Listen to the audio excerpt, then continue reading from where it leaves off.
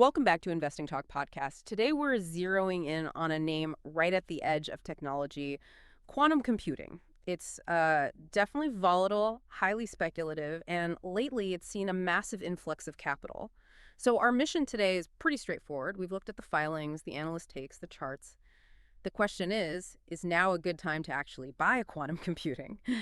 We're going to look at the momentum, yes, but also the stark financial picture and the significant risks tied to QUBT. And just before we dive in, a quick reminder, please subscribe, like us, leave a comment. And hey, if there's a specific company you want us to analyze in a future show, drop it in the comments below.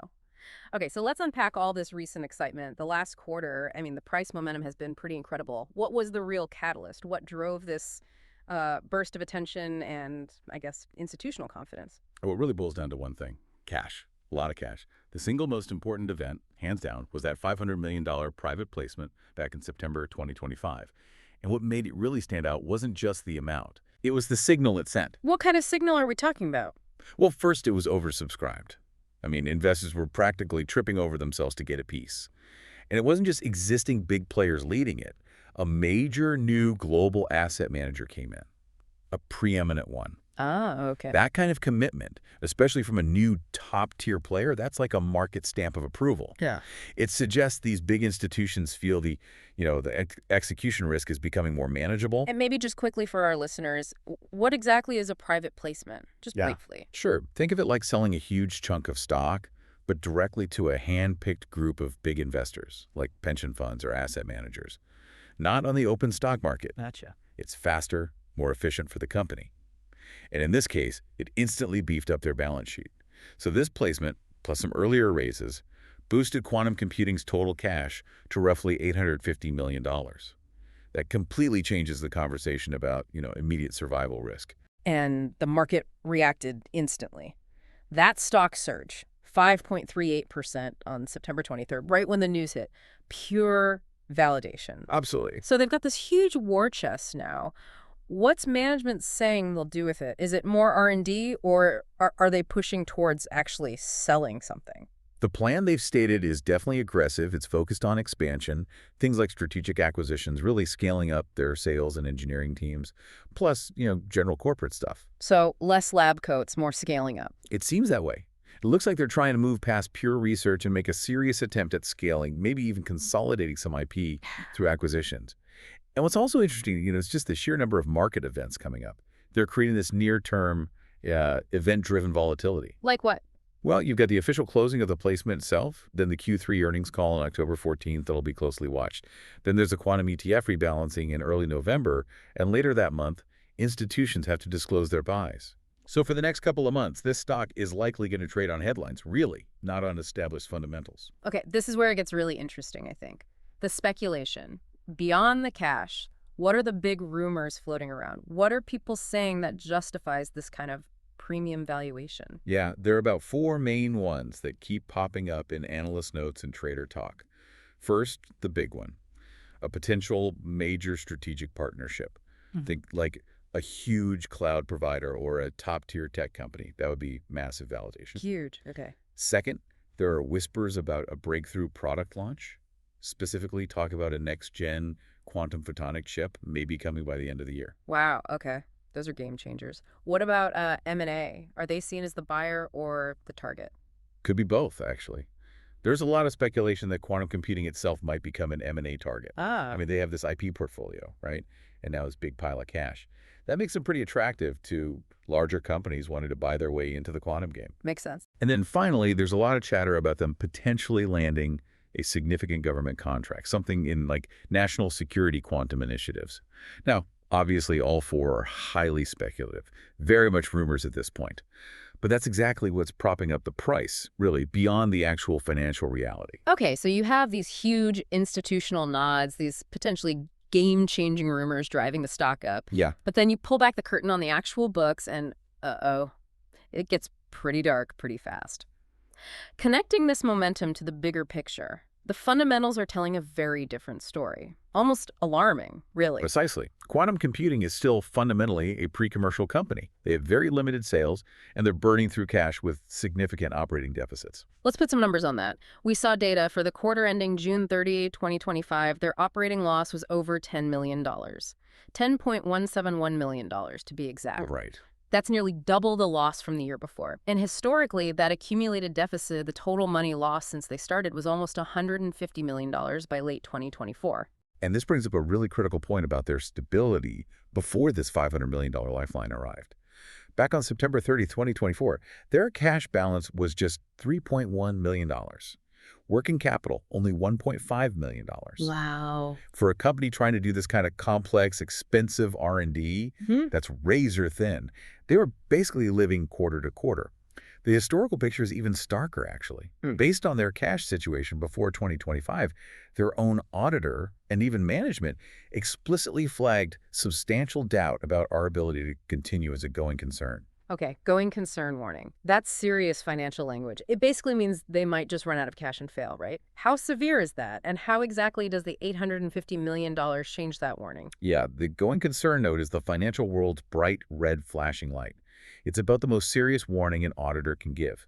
It doesn't guarantee failure, but it signals that, based on their current cash flow and finances, staying afloat looks unlikely without some kind of immediate help. So the $850 million was that help? Exactly. Yeah. It immediately takes the liquidity risk off the table. They aren't in danger of running out of money next quarter anymore. I mean, if you just take that $10 million quarterly loss, that $850 million cash pile gives them a runway of, well, potentially over 20 years, assuming the burn rate doesn't suddenly explode. Okay. So the whole debate shifts. It's no longer will they survive. It's now, can they actually execute their plan? Can they turn this cash into a real business? Liquidity risk is gone for now, but the operating risk, it's huge. Right. Moving from survival to actually competing, quantum computing is focused on this room temperature photonic quantum computing and sensing. They have IP, sure, but who are they really up against in this quantum race? Well, they're jumping into a field, a sort of technological land grab, really, that's dominated by giants. Massive, well-funded peers. Think IBM, IonQ, companies like that. Big players. Huge. And while QUBT has intellectual property, it's essentially pre-commercial. Yeah. They haven't proven they can manufacture their tech reliably at scale, or even that it solves a problem customers are willing to pay for again and again. We hear that term competitive moat all the time in investing. If their IP is pre-commercial, does that mean they just don't have one right now? Pretty much, yeah. A moat is supposed to be a sustainable advantage, right? Usually based on tech that actually generates recurring revenue. Yeah. QUBT has the promise of technology, but until they show product market fit, until they have customers paying consistently, it's just that, a promise. Yeah. It's tough to build a moat when you're still kind of fighting for a beachhead. Okay, let's shift gears a bit. Let's look at the charts, the technical picture, especially for those short-term traders maybe trying to ride these news waves we talked about. Well, what's the recent price action telling us? Well, the recent trading range, especially during that September surge, it's been pretty well defined, but definitely volatile, mostly bouncing between, say, $15 and $17. Okay. Technically speaking, there's key support down around $13 to $14. Yeah. That seems to be where the stock pulls back to after these runs. And resistance looks like it's near $17 to $18.50. So the chart basically confirms what we're saying. These spikes, driven by headlines, by speculation, they tend to fade pretty quickly. That creates a lot of risk, especially for retail traders trying to time it. Right. Now let's talk insider sentiment. You've got these major institutions pouring $500 million in. What were the actual insiders, the people running the show, doing with their shares around the same time? Yeah, this is probably one of the most, let's say, troubling data points we found. Mid-September 2025, right as this cash deal was being finalized, a director sold 100,000 shares. Okay. Sold them right across that trading range we just mentioned, from about $15 up to nearly $17 per share. Hold on. A director sold all those shares just as the company gets this massive $850 million valuation boost. Yes. All of them. And this is the kicker. The sale resulted in that director having zero beneficial ownership left. Zero. Zero. They Yeah. completely cashed out their position. Wow. That feels like a director who knows just how tough and expensive scaling this tech is going to be, even with the cash.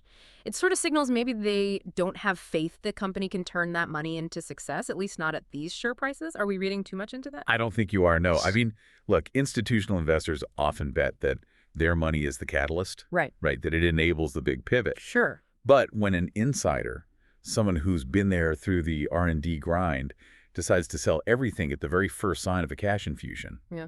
well, the sophisticated market sees that as an extremely negative signal. Mm-hmm. It would strongly suggest the smart money on the inside doesn't believe the current valuation holds up based on, actual future performance potential. Okay, let's try and summarize the key stock-specific risks here for you, the listener, based on all this. Right. So first, there's still this reliance on funding. Yes, $850 million is a lot, but they're burning cash. Any future need for capital means potential dilution for existing shareholders. Second, the unproven business model. We talked about this product market fit isn't there yet, no recurring revenue base, it's still theoretical. Right. Third, that volatile insider activity, especially that director completely exiting, that's a red flag. And finally, just the high sector risk overall. This is a high-altitude bet on a quantum breakthrough. The valuation is based entirely on future potential, not current earnings. It's a quantum Hail Mary, really. So time to synthesize. What we have is this incredibly strong momentum, this big institutional backing, crashing right into extremely weak fundamentals and, frankly, a pretty strong warning sign from an insider. It's the textbook definition of a high-stakes speculative play. Yeah, it's like an $850 million cushion floating a company that's still valued almost entirely on what-ifs. This huge gap must have led the analysts to a pretty stark conclusion. What was the overall rating they landed on? The specific analysis we looked at gave quantum computing an overall rating of 3 out of 10. Pretty low. Wow, 3 out of 10. Yeah. And the reasoning was exactly that divide, that chasm between the admittedly strong new balance sheet and the complete lack of tangible revenue or any real market validation for their complex tech. Oh. The cash bought them runway, absolutely, but it didn't magically solve the core problem of commercial viability. Okay, so bringing it all home, what does this mean for someone thinking about buying QUBT right now? Is it a go or stay away? Well, the consensus from this analysis is pretty clear. Quantum computing is not recommended for long-term investment, not right now. The ongoing losses, the fundamental business model risks, they're just too high for a buy-and-hold strategy at this point. The company really needs to prove it can actually sell things, not just research them. There's always a but with these. But it is deemed potentially suitable for short-term trading only. And that comes with a big asterisk.